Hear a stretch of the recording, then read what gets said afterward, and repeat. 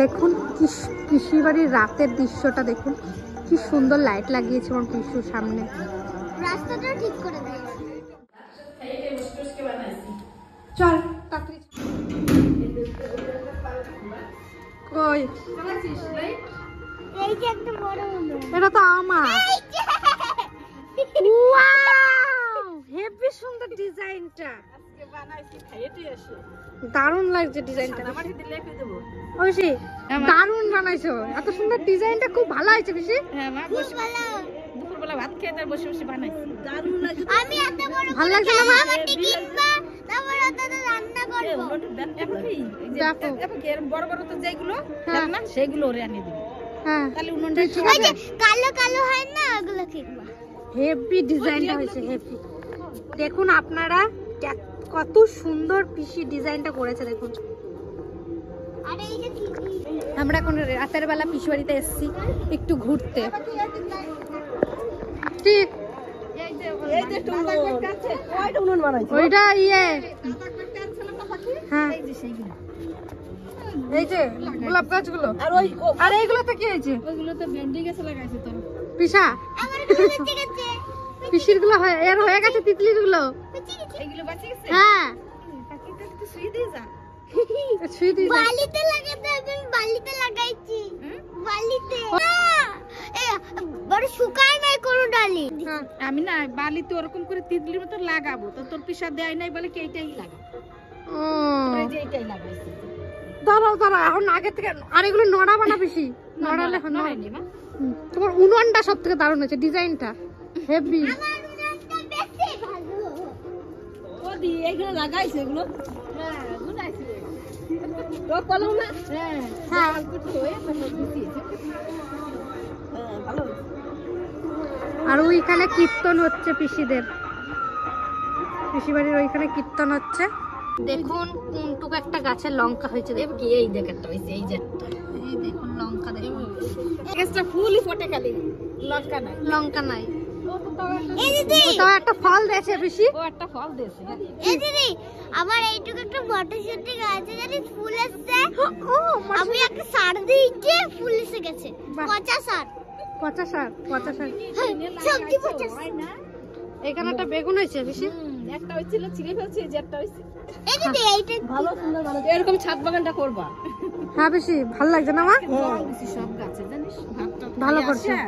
উনুনটা ও পিসি, এবার বড় উনুন যদি বানাও না, এরকম ডিজাইন করাবা, বড় উনুন নাও, হবে? না বানাতে চাইছিলাম, তারপর ওই যে এদিক ওদিক গেলাম না, ওটা শুকায় গেছিল না।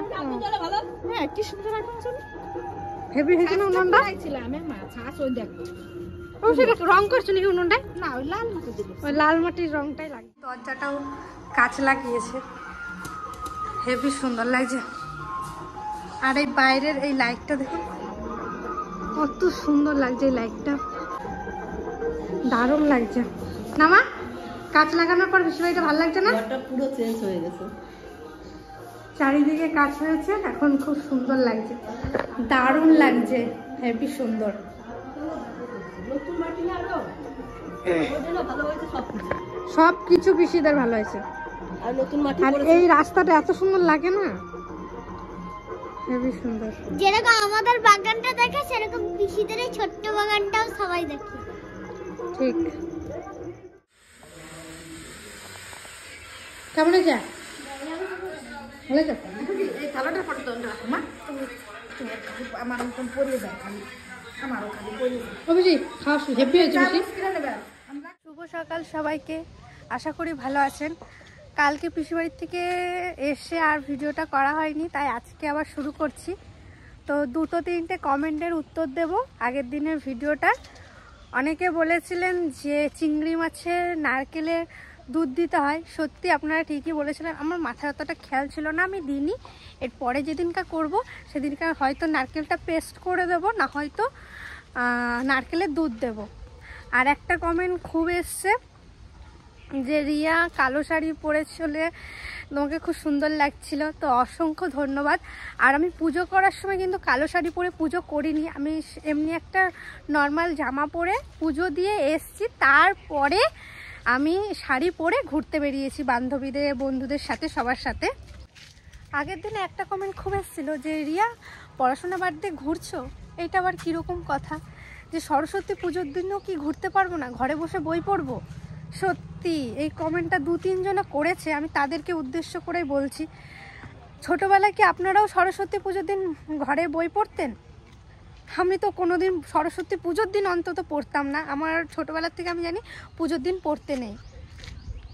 এই কথাটা খারাপ লাগতে পারে, কিন্তু আমার তার থেকেও বেশি খারাপ লেগেছে, কারণ শুধু আপনারা এইটুকু বলেননি, আরও অনেক কমেন্ট করেছিলেন। তাই জন্য এই ছোট্ট একটা উত্তর দিলাম যে পুজোর দিনও আমি বই পড়বো। কীরকম? আমি এমনিতে তো সপ্তাহে 3টে কি 4টে ভিডিও দিই, মানে আমি রোজ ভিডিও দিতে পারি না। আপনারা অনেকে বলেন রিয়া তোমার ভিডিও খুব ভালো লাগে, রোজ দেওয়ার চেষ্টা করো, কিন্তু আমার পড়াশোনা আছে, আমি পড়াশোনার দিকটা আগে ঠিক করে তারপরে যেটুকু টাইম ফ্রি পাই ভিডিও করি। তাতে আপনারা অনেক ভালোবাসা দিন, অসংখ্য ধন্যবাদ। করছো ওলকপি? তুমি রাইন্দা খাবা? হ্যাঁ, ওলকপিগুলো নিয়ে নাও।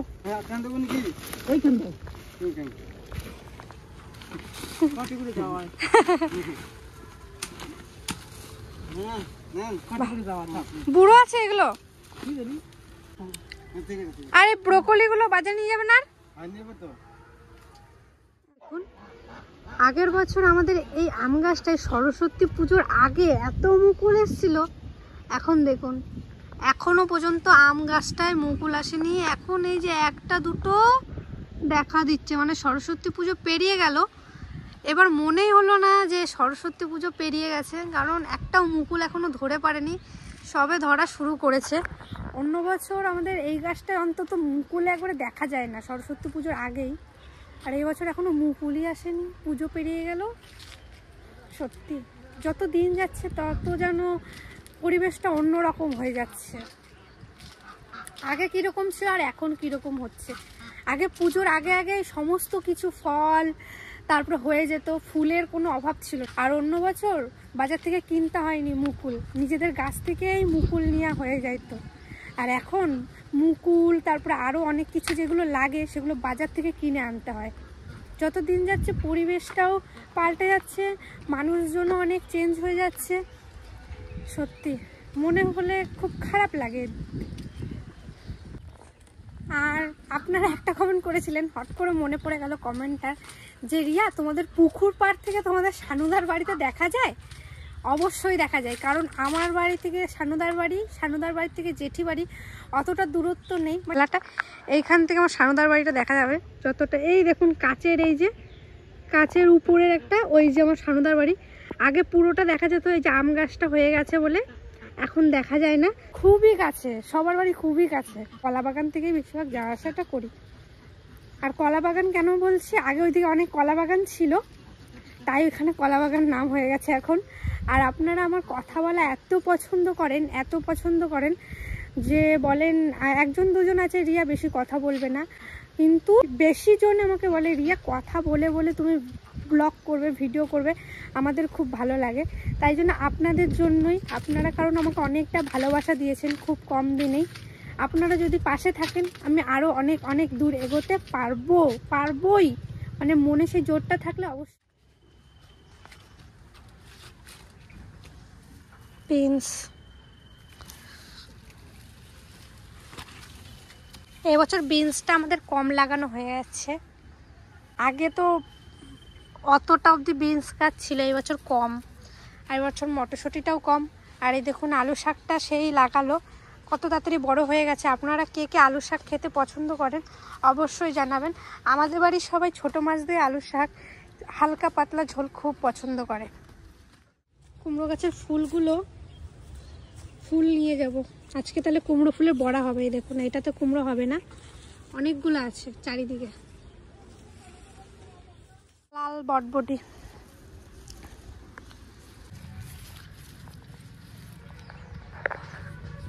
বিনস আছে, ক্যাপসিকাম আছে, গাজর ওইদিকে হয়েছে। একদিন ফ্রাইড রাইস বানাবো, চিকেন কষা তার সাথে, হেভি লাগে, হেভি। আমার তো খুব পছন্দ। একবারেই ভালো লাগে বলে এক গাদা খেয়ে নেবো ওরকম ভালো লাগে না, যে ভালো লাগে অল্প খাবো বেশ ঠিক আছে, আবার অন্য একদিন বানিয়ে আবার খাবো, এরকমই ভালো লাগে। ভিডিওটা এই অবধি রাখলাম, বাড়ির চারপাশে কিছু মুহূর্ত তুলে ধরলাম। আর কালকে তো পিসি বাড়ি ছিলাম, অনেকক্ষণ সময় কাটিয়ে এসেছি, সন্ধ্যার দিক করে গেছি, সে এসেছি 9:30টার দিক করে। তো আজকের ভিডিওটা ভালো লাগলে অবশ্যই একটা লাইক কমেন্ট শেয়ার করবেন, সাবস্ক্রাইব করবেন, পাশে থাকবেন। আর সামনে যদি আপনারা কোনো রেসিপি দেখতে চান অবশ্যই কমেন্টের মাধ্যমে জানাবেন, একটা সুন্দর সুন্দর কিছু রেসিপি আপনাদের সামনে তুলে ধরবো। তাহলে শেষ করছি আজকের ভিডিওটা, টাটা।